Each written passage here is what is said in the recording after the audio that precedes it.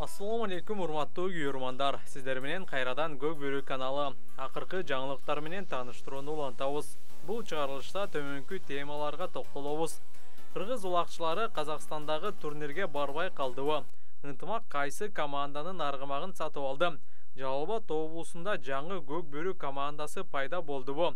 Окуучулар арасында улак боюнча алгачкы жолу чоң мелдеш качан өтөт? Жекеме-жеке турниринде биринчи орунду алган улакчы канча сом алат?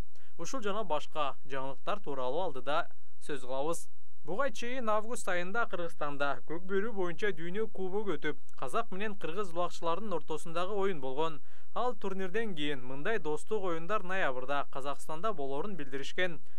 Барына чексиз. Бир чумага болгону 550 сом. Керектүүнүн баары бир тарифте.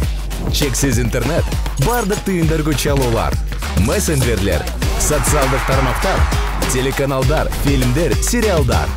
Жана эсимди акысыз кошобуз. Баарына эң сонун мүмкүндүктөр. Переходи на ОМ. Барына чексиз. Алдын ала маалымат боюнча саясий ишмер Асанбай Аскаровдун турнирине Кыргызстандан 6 команда бармак. Бирок акыркы күндөргө чейин федерация бул жөнүндө үн катпай, эч кандай жаңылык чыгарбады.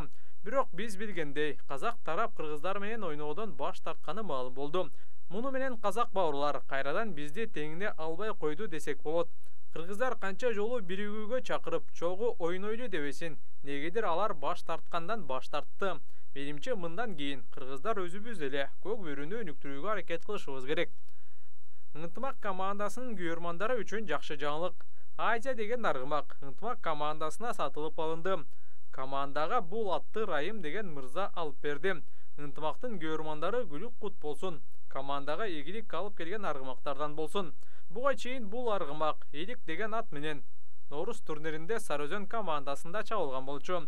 Атты буга чейин Исхак Бекболотуулу ойноткон.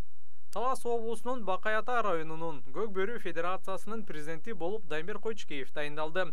Буга чейин Бакай Ата федерациясын Айбек Көккозов жетектеп келген. Мурдагы жана жаңы президентке иштерине ийгиликтерди каалайбыз.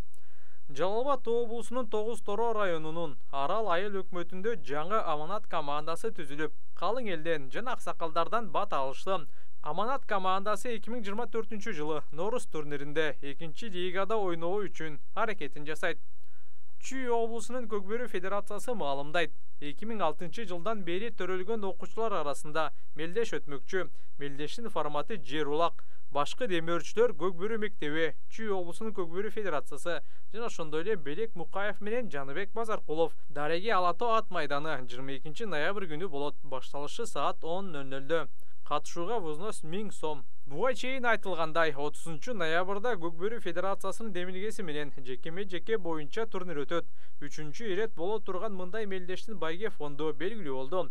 4-чү орунга 30 000 сом, 3-чү орунга 50 000 сом, 2-чи орунга 70 000 жана 1-чи орунга 100 000 сом. Мындан тышкары мыкты ат жана мыкты жекеме-жекечи деген сыйлыктар тапшырылат.